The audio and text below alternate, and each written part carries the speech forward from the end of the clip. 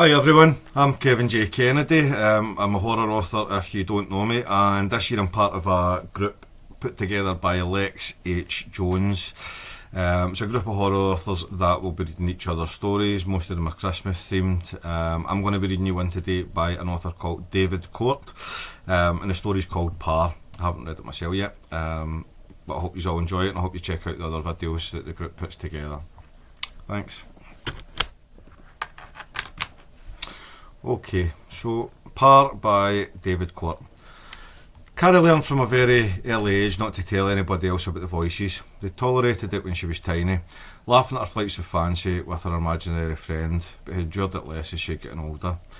The adults had once thought it funny that she'd be forever blaming the disappearance of the last biscuit or bottle of juice on her invisible playmate. But she'd noticed how it had begun to anger them. Stop making stuff up, she'd be told. Stop lying. It became easier to just take the blame herself rather than shift it. And then as she entered her teens, she'd all but mastered the subtle art of subterfuge. Hide any evidence, she'd realised, and there won't be any blame. This was easy at first, as the requirements of her from the voice were straightforward. Stealing food, cheating in tests. Later it became more demanding. Bullying money from her schoolmates. Stealing from her mother's purse. Things which forced her to become even more resourceful and secretive. And then in the morning of Carrie's 16th birthday, the voice asked her to kill. This was the first time that Carrie had ever dared deny the voice. All its previous requests had been beneficial for her, but this was the first of its requests that seemed to serve no purpose. At first she'd even laughed, convinced that it must be joking. When it repeated its demand, she realised the sincerity behind it. No, she'd said. Kill for me, it insisted. Carrie ignored it. Asked again, and as she got into bed that night, whispered it as she tried to sleep. It was the first voice she'd heard when she woke, and it grew louder and more insistent as she ate her breakfast. It distracted her at school, bellowing the request into her ears when the teacher asked her a question, so loud that she couldn't hear. That evening, at the school bus stop, it asked again. Frustrated and tired, she took it out in the ants that flitted across the sun-drenched pavement. A trivial massacre that she hoped would sate the demanding voice. 24 tiny lives were snuffed out under the treaded grip of her Converse trainers, wiped clean on a grassy verge while she waited for the verdict. That didn't count, it declared. It must be bigger.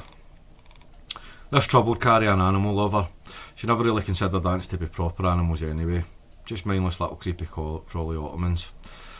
But the prospect of ending the life of anything larger bothered her. Here was a girl with more farm animal stuffed toys than could comfortably fit on the windowsill they called home. It became a battle of wills. The voice would scream at her long into the night, insisting she carry out its dark desires, and Carrie would eventually fall asleep through sheer exhaustion.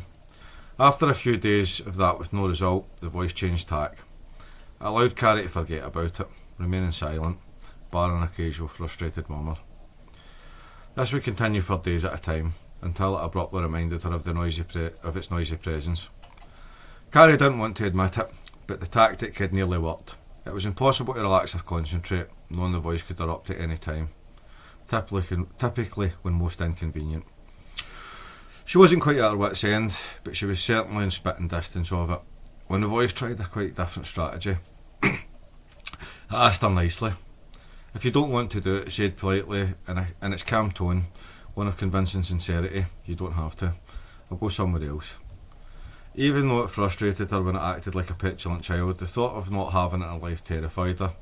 Even though she didn't know its name, despite asking on multiple occasions, the voice was a constant, as much a part of her as her own arms and legs. To be bereft of it would be unbearable. Like the old lady that swallowed the fly, she'd work her way up in size until the voice was satisfied. Trying to forget about the anthropomorphic jolly bumblebee that adorned her bedroom curtains and bedspread, she slowly crept towards the kitchen window in her prey with her old up comic. The pollen-drunk bee, too laden to escape, was quickly dispatched by Carrie's makeshift weapon. She winced and shrieked as she carried out the crime, anything to dull her senses to the grim reality of her act. As she looked at the flattened remains of the insect, spread equally between the window and the comic, she hoped that would be enough. The voice wasted no time in calmly informing her that it wasn't. With her hot pocket money, she bought a humane mousetrap from a local store, leaving it hidden in the dark recesses of the yard. A tempting prize of pepper jack cheese lurking within. If she had to kill, she'd at least make sure the condemned had a decent last meal. She'd originally intended to buy a normal mousetrap and let that do the work, but the voice made it clear in no uncertain terms that that wasn't the deal. Carrie needed to be the instrument of death, not just its conductor. She rushed down the next morning, picked up and shaking the tiny plastic box. The weight of it and sound of the scurrying tiny footsteps confirmed that the trap had been effective. She peered through the tiny air hole set into the trap's side, and two tiny, dull black orbs stared haplessly back. It was a tiny grey-brown mouse, whiskers and pink nose, quivering in fear. With a readied brick in one hand, she flicked the metal catch to spring the trap's door open. As expected, it bolted for daylight and freedom. It fled the humane trap to meet its fate on the flat edge of an altogether less humane slammed-down brick. Trying to hold back the tears, Carrie waited for the voice, dismayed to hear that the mouse also failed to meet the exacting murderous requirements. "I can't do it," she admitted, as much to herself as to the voice. She was about to resign herself to the voice department for good when she saw it, or more precisely him. Chester, the mangy old cat, was perched on top of the fence, staring down at her with its single remaining narrowed slit of a green eye. Who knew how long it had been sitting there watching her? Either it had smelled the fear of the trapped mouse, or had smelled the fresh, pre-prepared bloodied remains. Either way, she had its total, undivided attention. Rather than clear away her handiwork as she'd intended, she slowly placed the brick down. Chester's eyes was locked on her, and for each step backwards she made, it drew closer. Silent padded footfalls across the top of the fence. Silently it dropped to the ground and turned its attention away from Casey towards the mouse carcass. Despite the creature's age and stained matted fur, it still intimidated her with its calm, nonchalant demeanour. She watched it eat for a while, listened to the crunching of tooth and tiny bone. Old fangs mauled and ripped through the flesh as it relished every part of the tiny morsel. It lay down, its noisy throaty purrs echoing through the garden as it concentrated fully on finishing this freshly prepared meal.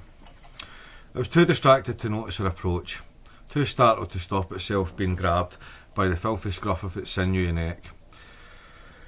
He was carried down and thrown into the garden's water butt. The lid slammed down to both prevent his escape and partially drown out the sound of his desperate flailing. He instinctively clawed her en route though, carving two long bloody gouges across Carrie's flushed, tear-streaked cheeks.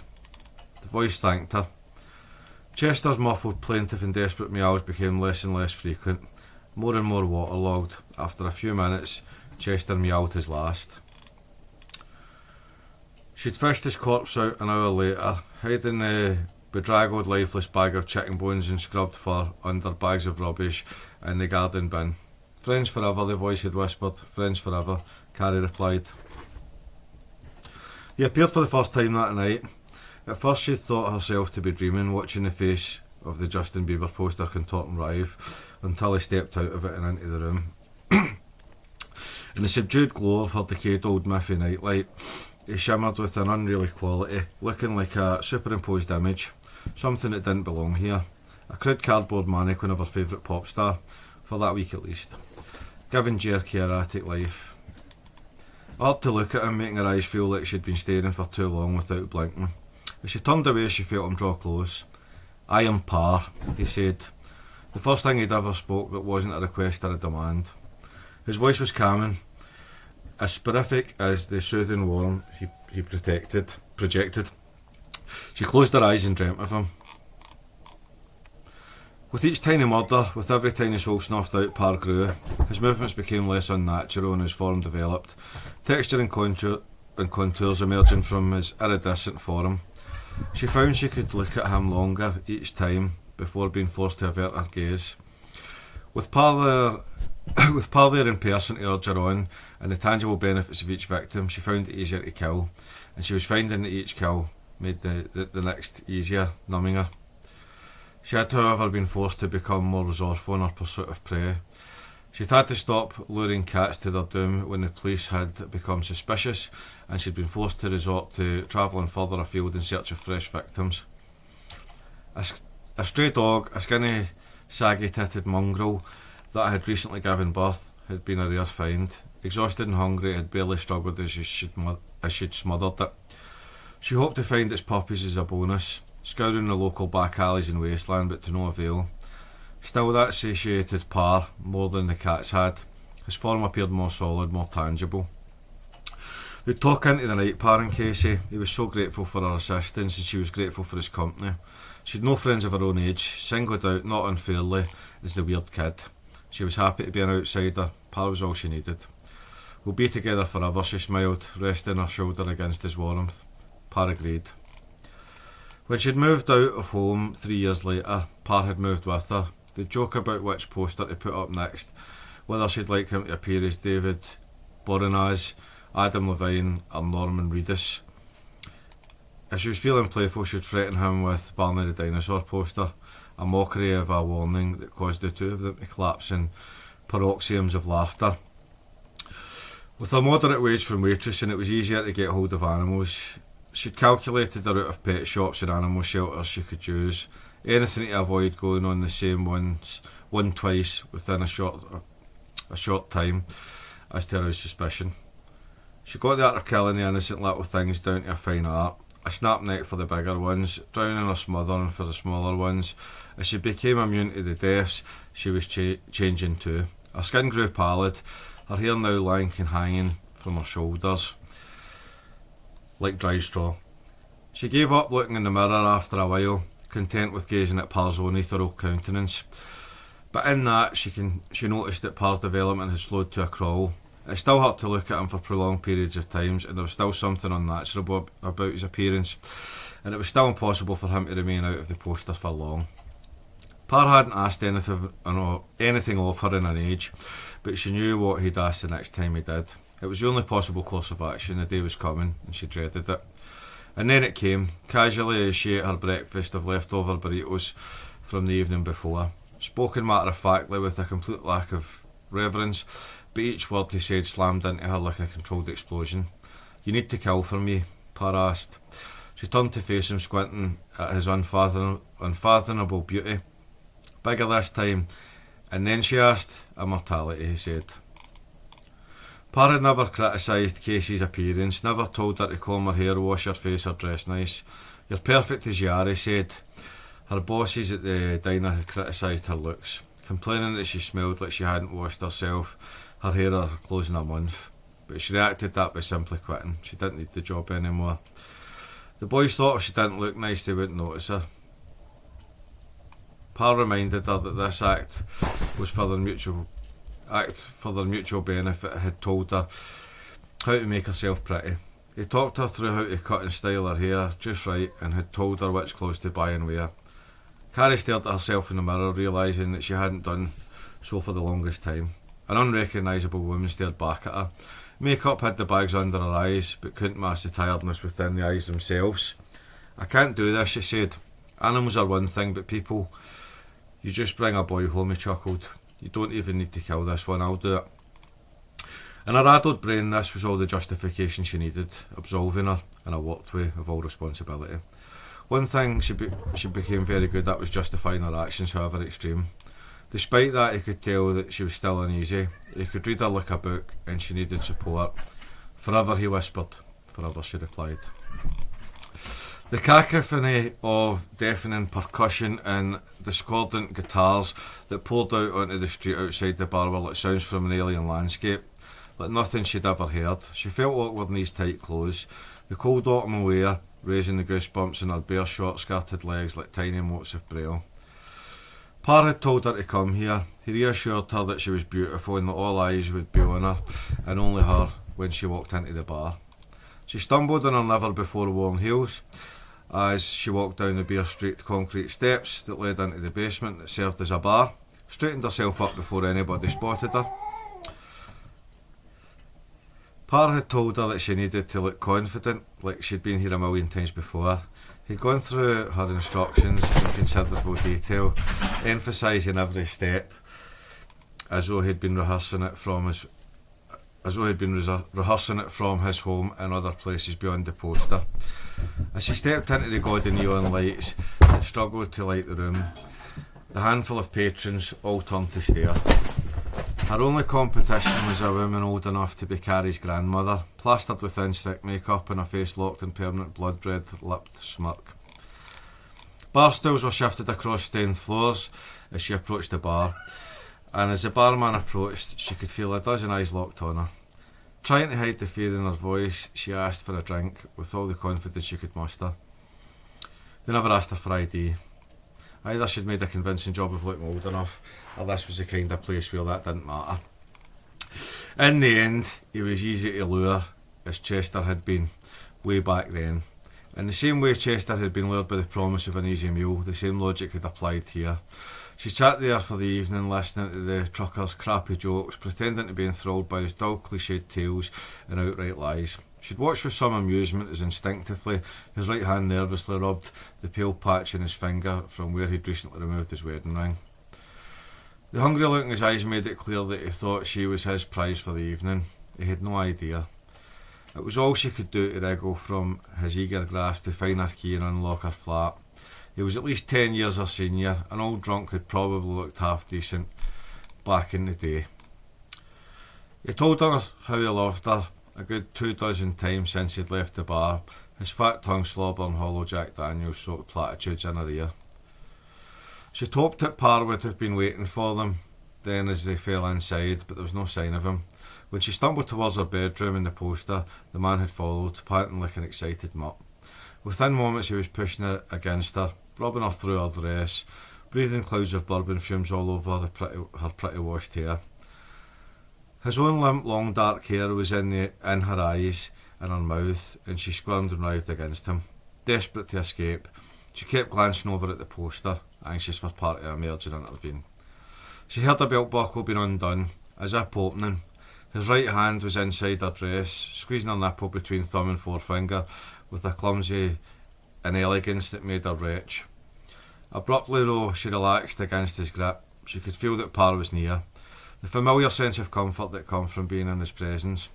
The man jerked briefly and lurched back, his grasping hands returning to his side, a puppet left to dangle, enervated. The man's eyes flicked open and she saw her crystal clear reflection in the brief struggle that took place there. In the literal blink of an eye, she saw Parr staring back at her through those blank orbs. He smiled and was on her again. No, not again, for the first time. Her eyes remained closed tight, though, for the entire act. It hurt her almost as much to look into the beauty of those eyes as it did to look at the empty shell that they used to belong to. Forever, he whispered, Parr's own voice present even when played across the stranger's vocal cords. Forever, she replied, fading into a peaceful sleep. She gave up trying to move after the third day. When the cramps got so bad, it was like somebody was grabbing at her guts with a spiked glove and trying to twist them like dough. Her limbs burning like wildfire. She crawled to the bedroom. Her muscles felt like they were peeling from her body as she clambered onto the bed and collapsed there, her skin temporarily cooled by the softness of the sheets. She'd had a fever as a child. The days and nights had flickered by like shadows, all sense of time and space subverted. This was the same, the only solid anchor that existed between all states being the immense pain she felt. Parr was with her, speaking soothing words which ended mid-sentence, after which she'd awake in the dark, abandoned. He'd return, just to vanish again. She tried not to think of the room, the web-like strands that hung, like drapes from wall to wall, of the damp things that slid from the walls. She merely had to look at them, her eyes welling up with the sight of this unearthly beauty. The smell of the room had shifted from stale to foul, the odorous taint of acidic fumes that caused her throat to burn, to see her occasional fits of delirious hunger. Parr would leave her offerings in the bed, rotten soil, rain-soaked meat parcels freshly dug from the garden, her tiny countless crimes exhumed. She tried not to think of the contents as she pushed each of them into her desperate maw, through the patchwork of bloodied stained teeth, all ground to flatten knolls of dentine. On the third week the pain stopped. Carrie was numb, her senses dulled through the multitude of tortures against her flesh. Her eyes were unable to focus, stinging mists of ammonia half blinding them. She couldn't see herself, and none of her that remained could feel. That was thought That was thought past some small blessing. He leant in close to her, pressing a hand against her distended stomach. He could feel them moving beneath the flesh, tiny barbed hands reaching up to press against his. "You'll be a wonderful mother," he whispered, leaning into what remained of her face.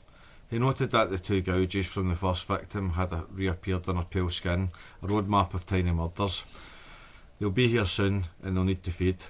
She went to lift a hand to him, but her muscles failed at even that. A single fingertip was raised quivering. "Immortality, you said." Her voice struggled to emerge from the cracked dry throat through her parched bleached lips. It barely registered as a whisper. Pa, sensing the time was due, stepped back. She struggled just a little as they emerged, feeding from blood, muscle and bone as they burst forth, messily, noisily, angrily. Born from blood and born to blood. Her body went limp, her duties complete. "Of a sort," he smiled as they scurried from the bed and across him, cooing and purring as they warmed themselves against his welcoming iridescent form. "Your sacrifice will never be forgotten." Pa stepped back into the poster, taking his child with him. The end. I'll apologise for the strange noises of my kitten zooming about the house. She's looking for some attention, so hopefully it didn't interrupt the story too much.